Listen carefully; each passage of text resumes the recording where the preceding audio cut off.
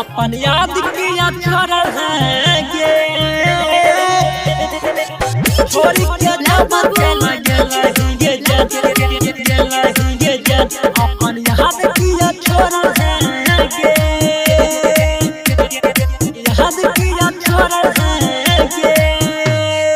करिए के प्यार गे गेला ससुराला हमर दिलावा के तोड़ल गे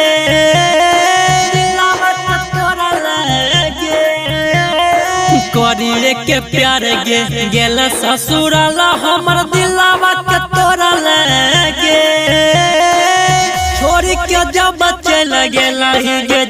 अपन याद किया छोड़ल गे छोड़ के जब चल गेला गे अपन याद किया छोड़ल गे छोड़ के जब चल गेला गे अपन याद किया छोड़ल गे presented by PM Recording Studio Alamnagar Madhepura. जब प्यार तो हमारा से कैला गे तब छोड़ के किया तो गेला गे बोल कमी की रहो प्यार में जान किया न हमारा बात लगे किया न हमारा बात जब प्यार तो हमारा से कैला गे तब छोड़ के किया तो गैला गे बोल कमी की रहो प्यार में जान किया न हमारा बात लगे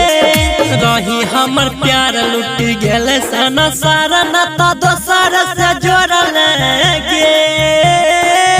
छोड़ के जब चल गेला गे अपन याद किया छोड़ल गे छोड़ के जब चल गेला गे अपन याद किया छोड़ल गे छोड़ के जब चल गेला गे अपन याद किया छोड़ल गे Presented by PM Recording Studio Alamnagar Madhepura. हम जाना नहीं हो जाना गे हमरा करिए देबे तो बद नाम गे मन कहरै छो हम मरी जइयो गे तना मारै छो हमारा गाम गे मारै छो हमारा हम जाना नहीं हो जाना गे हमरा करिए देबे तो बद नाम गे मन कहरै छो हम मरी जइयो गे तना मारै छो हमारा गाम गे राइटर राकेश के संगीत बल्लू समूहवा तो मरल गे छोड़ के जब चल गेला गे अपन याद किया छोड़ल गे